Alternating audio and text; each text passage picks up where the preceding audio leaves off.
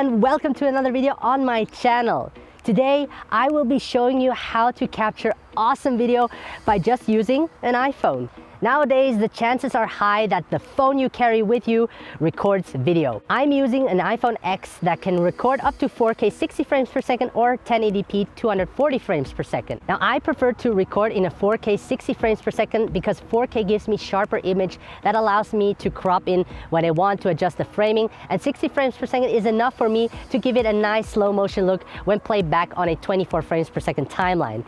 And adding some image stabilization in Final Cut Pro will make it even smoother. Last week in my video, I talked about that gear does not matter. So today I thought I would challenge myself, but also prove to you that even with a smartphone or iPhone, you can achieve a great look. So with no further ado, let me show you my process of how I do it. All right, let's first set the settings on the iPhone so we can record in 4K 60 frames per second. And if you don't have 4K 60 frames per second, then choose 1080p 60 frames per second. The important thing is that you shoot slow motion so you can slow it down in post-production to give it that slow motion look. When adding stabilization, it gives you even a smoother looking footage. And because we're shooting handheld everything, it can be challenging to keep your hands steady. So what you want to do is go to settings, then select camera, and here select record video, and you have the different options, and I chose 4K at 60 frames per second. So the next thing I do is I think about the location. So I chose to be here. It's a forest and there are a lot of interesting stuff happening as well. So the time of day we have is 12 p.m.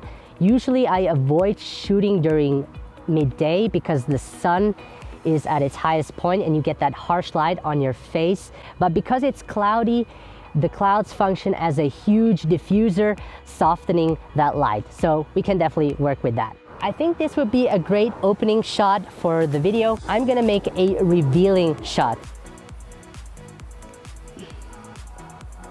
So what I really like are those leaves flowing on the river. So I will also take a shot of that. There's a swan behind my back and I'm gonna try to take a video of that nice looking swan.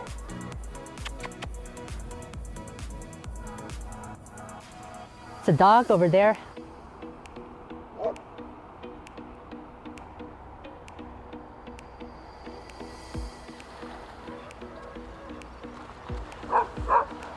Beautiful.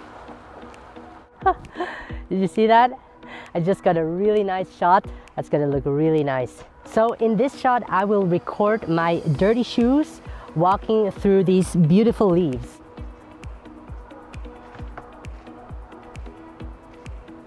So next what I want to do is take a close-up of those leaves, and the nice part about it is that the sun is behind, illuminating it from the back, and I just love lighting subjects when the light is in the back. You'll see what I mean. So I picked this bridge because it shows the leading lines, focuses the attention of the viewer towards the subject. I placed my iPhone on top of the tripod just to get a still shot of myself walking across the bridge, and hopefully some leaves will fall off the trees to give that epic cinematic look.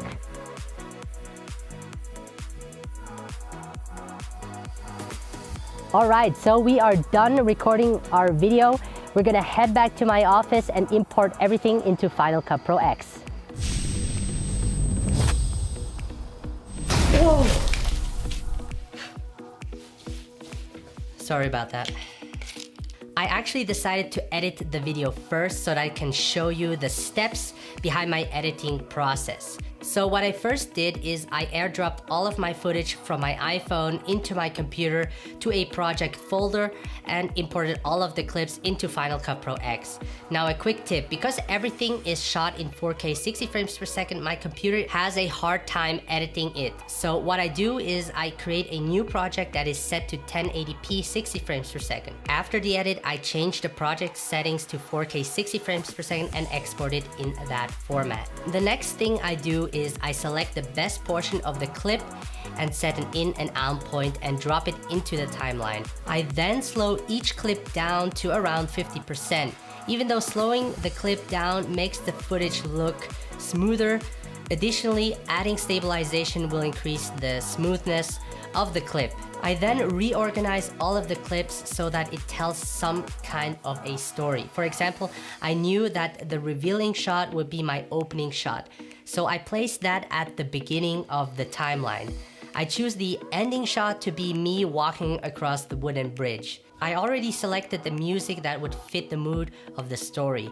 Music is one of the most important things to consider because it enhances the story you are telling and makes it easier, at least for me, to edit. So I dropped the music into the timeline and shortened it to fit it to the length of the video clip. Now I also added sound effects that sets the tone of the entire video that pulls the viewer in. Now, as I said earlier, because we shot in 4K, it gives me the ability to crop in without losing much detail if exported in 1080p. Now, I want this clip to export in 4K, so I have to be careful to crop in not too much. In this case, the reason I want to crop in is to adjust the framing of the video to give it a nice composition. You want to make sure you compose your shot also before editing, meaning during the shoot.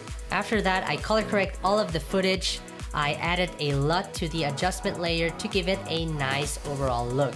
To make it even look more cinematic, I added a letterbox to the whole video as well as some tiles, and voila, we are done. Once again, I want to thank you guys so much for watching. If you enjoyed this type of video, please leave a like and let me know in the comment section below. If you haven't subscribed yet, please do so, and I can't wait to see you in the next video.